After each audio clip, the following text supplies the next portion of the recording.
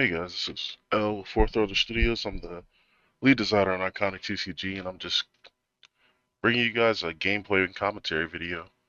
Um, Today we're doing Caia versus Freya from the starter decks Caia's Vengeance and Woodland Defenders. Caia plays a black-red, kind of aggro deck, and Freya is a green-white, heal-based archers, range, that sort of deal. Um, the two decks, the win rates are about 50-50 with each other, so it just kind of any given player slash game on that front. Um, so we're starting off here, drawing 6 cards each. Um, Deciding whether or not to keep my hand over on the right is Caia there, and my opponent is doing the same. On the Mulligan rules and Iconic is you take everything you don't want from your hand, you put it on the bottom of your deck, and you draw back up to 6. And my opponent decides to go first, so I start the game off with an action point in the attack voucher. The attack voucher is worth a free attack, which usually costs you an action point, so it's basically an action point, but it can only be used for attacking.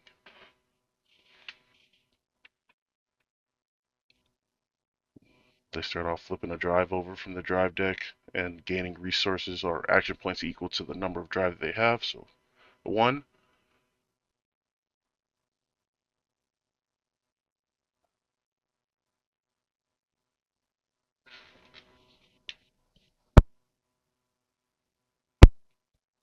He's gonna move over to his left with his icon and call turn. So I start my turn, gain a drive, increase my action points by the number in there, so I'll go up to 2 total. And I'm going to spin that 2 on a Witch of Flames and pop my attack voucher immediately to take advantage of her range, deal 1 damage to his icon, and then pass turn.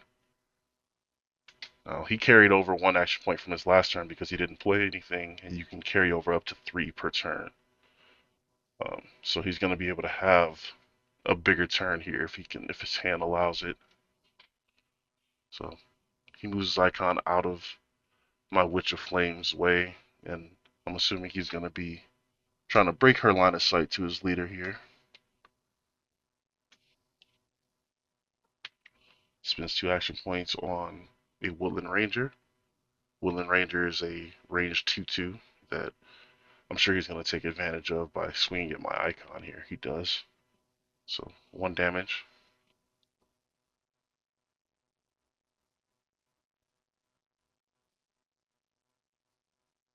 And I have to put my witch in a bit of an awkward position in order to continue to press to make her, attacks matter to his leader. So move my icon forward, drop a fire sprite. It's allowed to attack for free the turn it's put in play, and I'm going to swing with both of my units because they both have their compasses are both pointing at his icon here.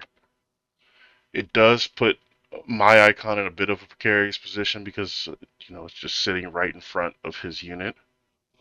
But I think 1 damage for 2 is worth the trade, and it's shutting off a lot of his icon's combat compass. So it's worth it to have those units right there in his face.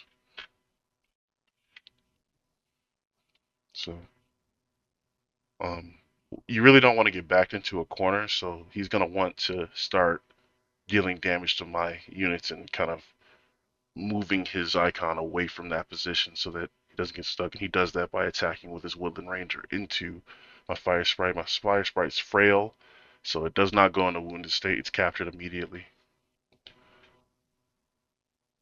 And he plays an Archmage, kind of taking back his board position. When she's put in play, he gets to rip a card from my hand and put it face down attached to his icon.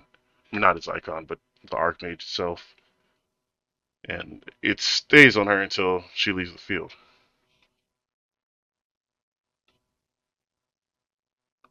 And now he's moved Freya over into the corner there, which completely shuts off any usability of my Witch of Flames in terms of hitting his icon. So I've got to reposition based on what the board is presenting me. So I pop her back, use Angry Vanguard, whose compass is facing towards Woodland Ranger, and attack with a 5. So his force, his team power is combined with Witch of Flames there. So I'm swinging 5 into 2 on his Woodland Ranger. My opponent's deciding whether or not he's going to play technique cards here to change the outcome of the battle.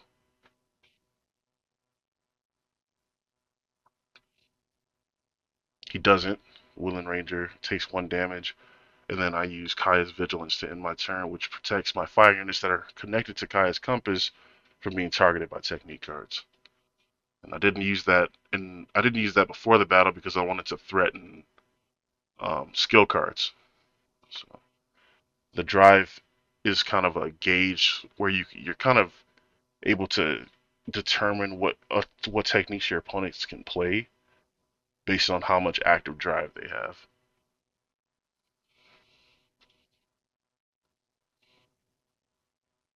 And that's really what's going to determine whether or not your attacks are considered, safe or not going into the battle phase.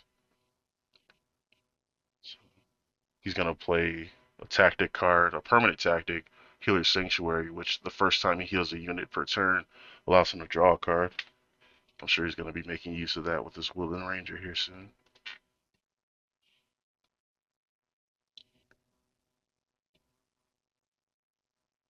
Plays another tactic. This time it's Discernment. Unless you draw 2 cards and then discard 1, so a bit of hand filtering. It doesn't cost any action points, but this is going to pretty much tap him out on drive, so there's not going to be a lot of combat tricks coming out from him the next, for the duration of this turn and next turn, until he gets his drive back.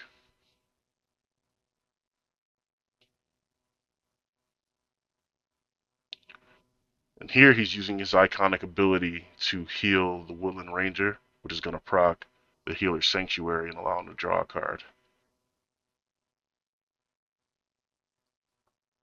Now, if he had an archery skill in his discard pile, he'd also be able to put that into his hand because Freya allows you to recur your archery skills and tactics when you heal archer units.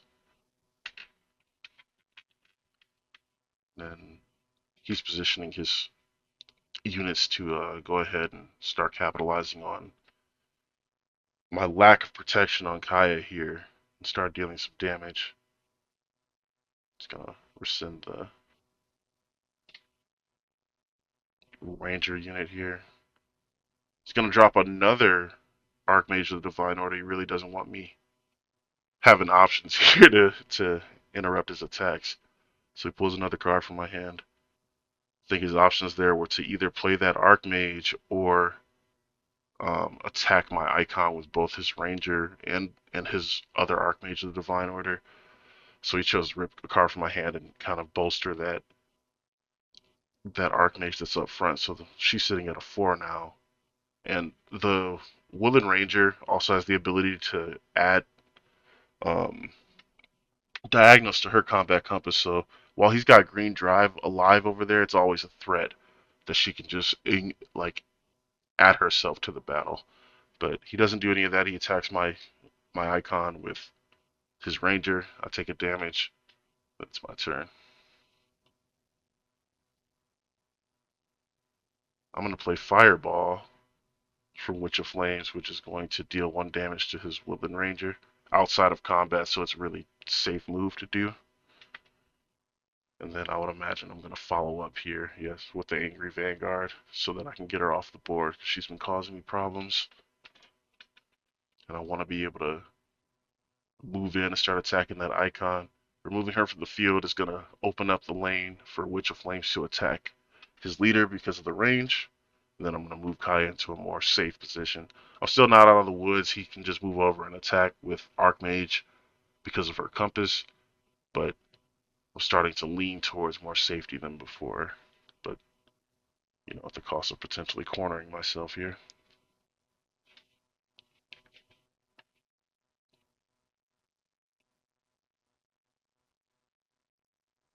And then I played a face down unit as well. I did that behind this wall of units and icons because it's unlikely that my opponent will be able to get to it.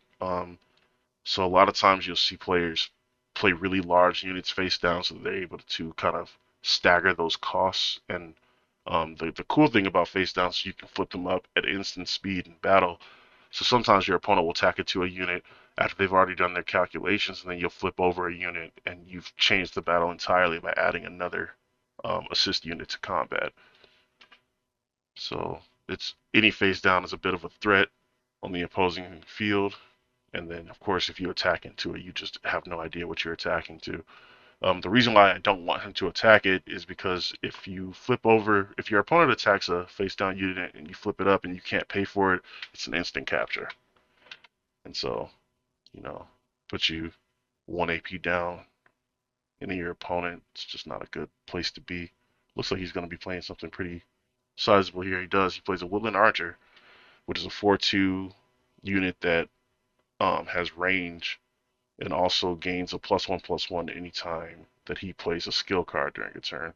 He's going to use that immediately by playing a lightning arrow, wounding my angry vanguard. Makes his compass completely useless. It's just facing none of my opponent's units here, and he's also weakened. He is going to go ahead and move that Archmage over and start threatening my icon yet again. But the good thing for me is he's only got one action point left, so he can either choose to go after my Vanguard or go after my icon with his Archmage. It looks like he's going for the Vanguard. Because if it were the icon, I would have just taken the damage. We'll go on to the next step here.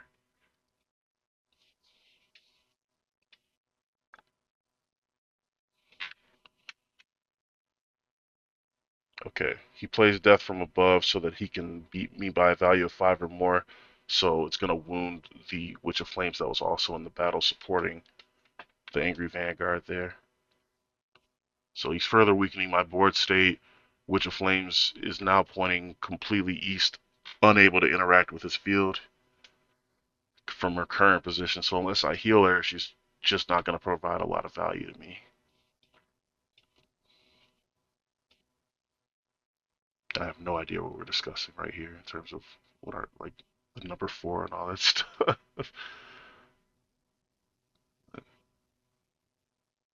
You know, we hang out and play regularly, so there's a lot of just laughing and chatting.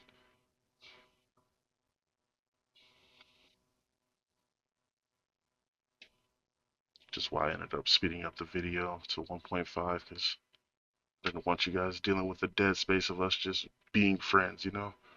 So I'm playing a Honey Roast here to heal my Witch of Flames. I'm gonna play Blood Ritual to wound her, draw 2 cards, and then I'm gonna heal her again. So she's back online, and I got to draw 2 cards out of her situation. Um, I did this all instead of flipping up my face down because it wouldn't be immediately threatening to him based on his board position. So I wanted to extend my options, especially with him ripping 2 cards out of my hand with those Archmages down there. I play a Commander of Flames. When Commander of Flames is put in play, she gets to put a morale token on a fire unit that's less cost than her. So a permanent +1/+1 on Witch of Flames there. And I don't swing any attacks. I can't climb over anything, and I'm burnt out on AP. Here my opponent is weighing his options. 1 hour later. Looks like he's made up his mind. Starts moving his Archmages into just taking up more space. It seems like limiting my summoning area. Right now I can only summon at my back left with Caia, and he's going to be pressing his advantage here with the Woodlands. When it's put in play, he gets to search the top 5 cards of his deck for a Woodland unit and put it in his hand. And then any Woodland that he plays from the base comes in with a morale token on it. He's going to find Eastus, which is a pretty amazing unit for Woodlands. She's a 4/3 captain. She can summon Woodland units off of her compass as well. And then when she's connected to a Woodland unit, she's not allowed to be the target of your opponent's attacks or skill cards. So she's just a very solid unit to have grabbed there. And now he's positioning his archer over to the side so that he can play Eastus off of the woodlands and put her in play with a morale token, making her uh 5/4 for 3 AP, which is insane. Those are like, for reference, cards like Hibiki are 5/4s and he's a 5-drop unit, so she's really big here.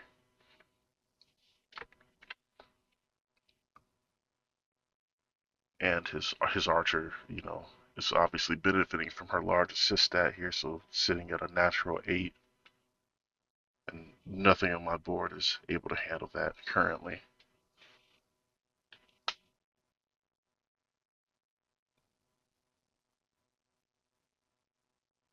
Gonna filter his hand again with another discernment, and then he's still got 2 active drive, but they're mismatched colors, so nothing that he plays from my end, is gonna be too powerful. So at least when I'm kind of determining my attacks for the next turn, I'm in a pretty safe position. But I'm currently in the same boat, with one active black and red drive.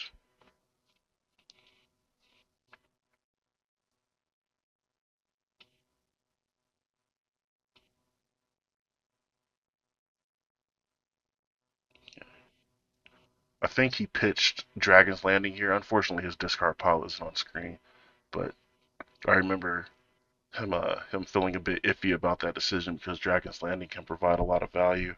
It searches your top 5 for a dragon when it comes into play, and then when you play or reveal a dragon unit for the first time during a turn, you gain an action point. So it's just really solid on economy. But I don't believe he's seeing any dragons in his hand currently, so he decides to go ahead and toss that tactic to the trash there. And then he looks like he's making an attack with his Woodland Archer, which, as I said before, is sitting in an 8 in comparison to my 5 there, so I take a damage. And Witch of Flames is yet again just not facing my opponent's board. But the good thing is she now has the morale token, and she's providing support to my face down unit there, which I'm gonna use now. It's Vasuki, so I'm gonna pay 5 AP and 2 black, which is the remaining cost after putting him face down. And it looks like I'm gonna use Vasuki to attack into his Woodland Archer. Vasuki has Fatal Blow, so he doesn't need to beat you by a value of 5 or more to deal that additional damage to the opposing party leader. If he deals any damage, even on a tie, to the opposing party leader, it's going to get captured. And that's what happens here. So that's an extra 2 points for me because the Willen Archer has 2 force.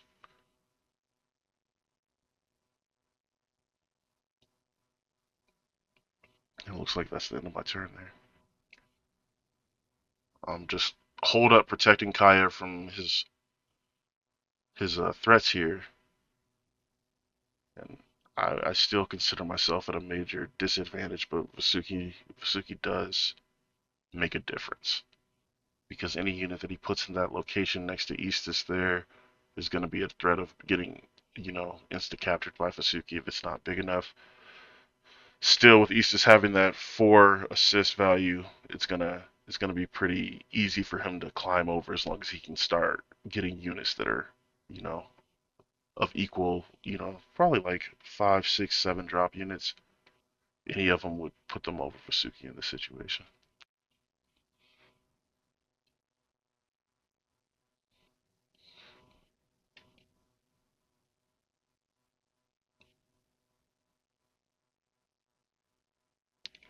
Weighing his options.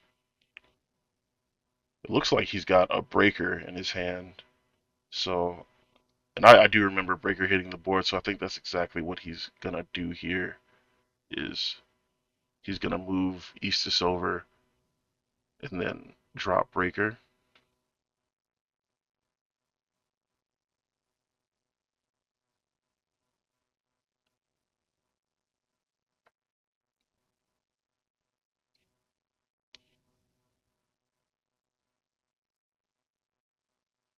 which so breaker's gonna be sitting here at a natural 9. and my Vasuki is going to be a 10 with a Witch of Flames and Commander of Flames assisting him.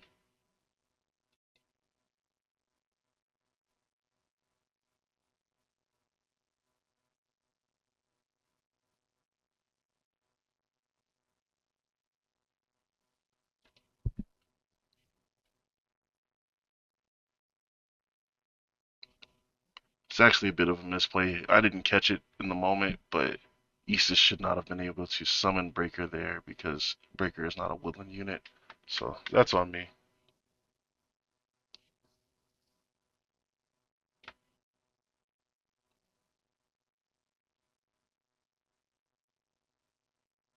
Like I said, Istis's captain is sorry, I'm losing the. It's conditional, so she can only summon woodland units. He's gonna play a Wandering Silence, so that his attacks are safe here, and he's actually gonna go for my Witch of Flames with Eastis. I'm pretty sure.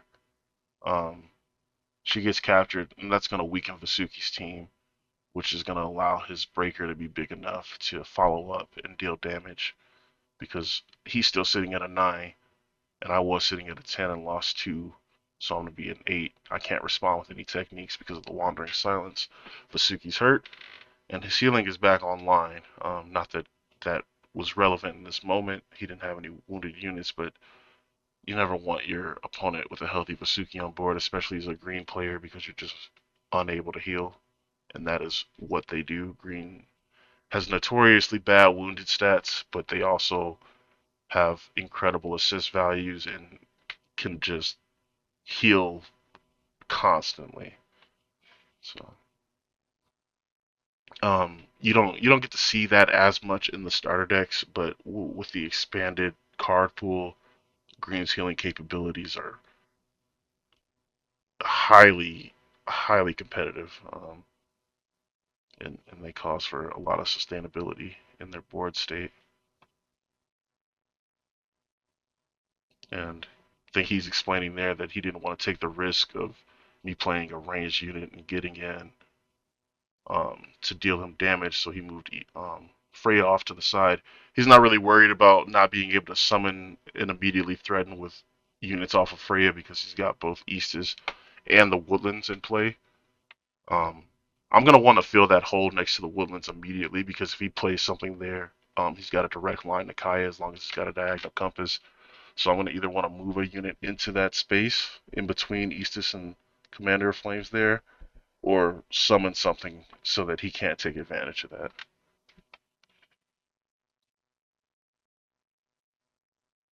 And this is a bit of a misplay, but it still accomplishes the goal. There's multiple versions of cards in my head at any given time because they've changed so much throughout development. But I play a Stalker of Nightmares. I intended for it to lower Isis's stats, but it only does that on reveal now, whereas before it used to be a put and play effect. So I'd have to have him face down first, flip him over to activate that. But I just don't get that here because I forgot it was only a reveal effect. I attack into him, he uses a death from above um, for a +2, and so that makes I attack with Vasuki. That makes Istis and Vasuki tie, so he's gonna go up 3 victory points to my 2 on the trade there because Vasuki's got a force of 3. And then I'm gonna just fill that hole between Caia and Breaker because I don't want him, Breaker coming in and dealing me 2 damage is not a place that I want to be right now. So once Breaker gets in, especially with F3 speed, it's just really hard to get away from him, especially with the current board state with his Archmages there kind of blocking me off in every direction. Like, I'm really kind of cornered here and just need to fight my way out. I think he's trying to figure out what he's going to do with Breaker because Breaker, like I said, with 3 speed, he's the fastest unit printed in the game currently, and it just allows you a ton of options. But the cool thing is when you wound him, he loses 2 speed because you knock him off his horse. That's the lore behind it anyway. So my opponent's gonna pay 2 AP to draw a card because just low on options. If you're high on AP and low on options, there's no reason not to do it. Once per turn, you can spend 2 AP to draw a card.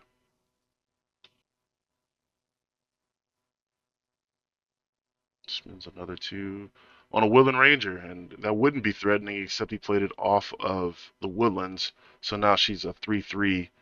Um, and the cool thing is she's got range, so she's supporting that breaker over there, putting them at an 8.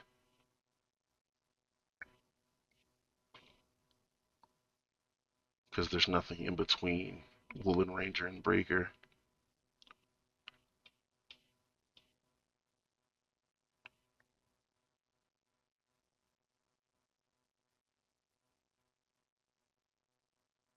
I'm sure we're just discussing stats here, so as he's planning his attacks, he knows what each of my units are sitting at.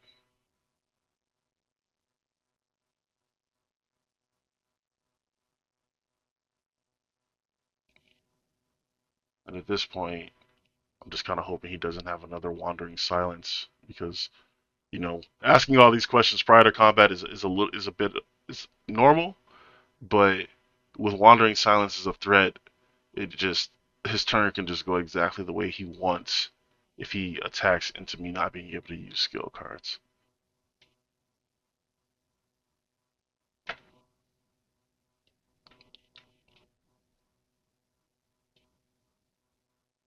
And he is gonna pop a Wandering Silence. So I just have to, you know, take whatever the board gives me here. There's no techniques that can. Neither of us can play techniques during this turn.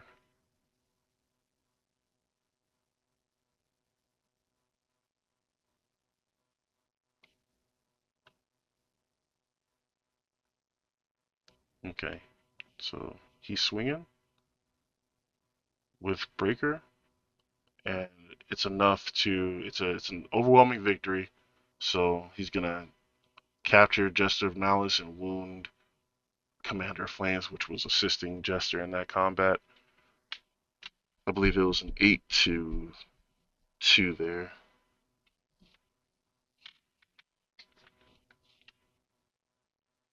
Like I said, I don't know if I mentioned earlier, but if you win by a value of 5 or more, it's an overwhelming victory. The party leader takes 2 damage on the losing team, and any assisting unit takes 1 damage. So it can, depending on how many units are involved in the battle, it can be a big sweeping change. And then he's gonna, play a Divine Archer. He's just deciding whether he wants to play it in a support position for his Woodland Ranger there, or bolster up these Archmages up top, and he chooses up top.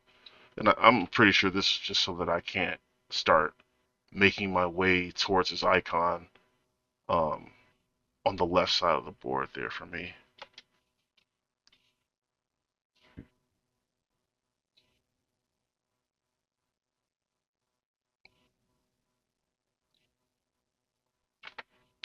So I'm gonna move Stalker of Nightmares forward to break the connection between Woodland Ranger and Breaker there, and that's gonna remove them from being teamed up. Follow up with Commander of Flames so that I'm still getting that.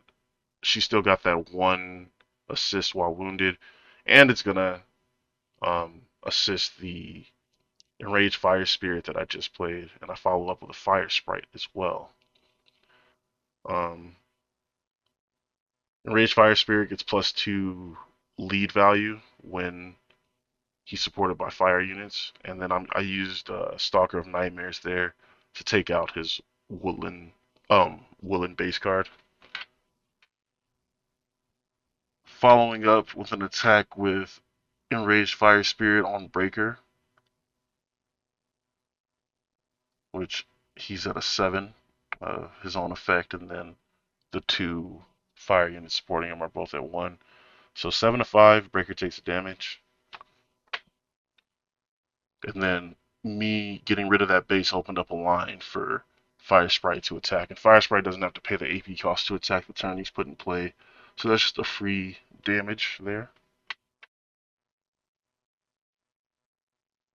And then I used my last 2 AP to draw a card. I'm pretty sure I was low on skill cards here and just wanted to expand my options.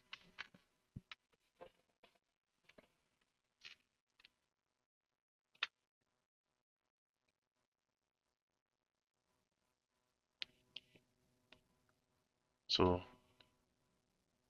think he's highly focused on the board state. He hasn't gained his action points yet. So I think once he realizes he may want to draw a card, he remembers to actually gain his action points.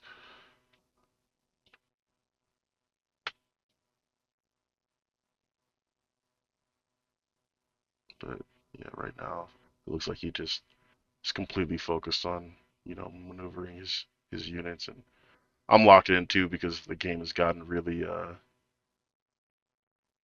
it's gotten really interesting based on the positions that we're in, and we're both very close to winning um, on capture. So where our units are placed really matters because three-fourths more worth of units on either side at this point, and I think that's game, if I'm not mistaken. So yeah, he gets his action points. He's probably gonna draw a card. He does. Looks like he pulled an Earthland Defender, which is not a very like late game. You don't want to be seeing lower drop units like that. It can still help. Obviously, having bodies on the board is useful, but not when we're this close to that victory point win con.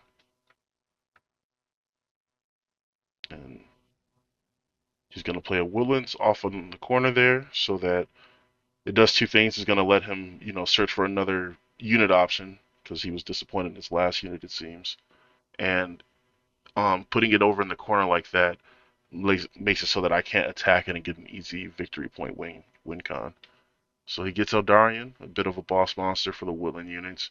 And he's also a dragon unit. I know he doesn't look it, but dragons all have human forms as well in Iconic. So you'll probably see a full dragon Eldarion later. But unfortunately, he does not have the AP to play Eldarion this turn. Because Eldarion costs 5. He's at 4 AP right now. So he's attacking. Um, I believe there he had Breaker swing at my Stalker of Nightmares. Wait, no. No, it was the Divine Archer. I'm so sorry. The Divine Archer swung at my Stalker of Nightmares. Um, Breaker is swinging at Commander of Flames here.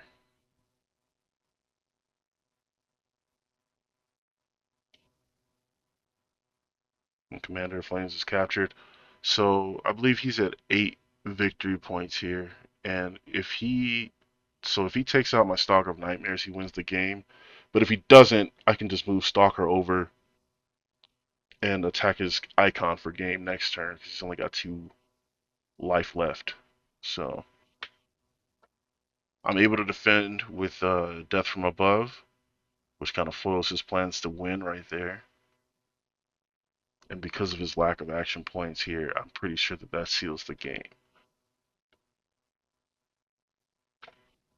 Because he attacked into my Stalker with 3 to my 2.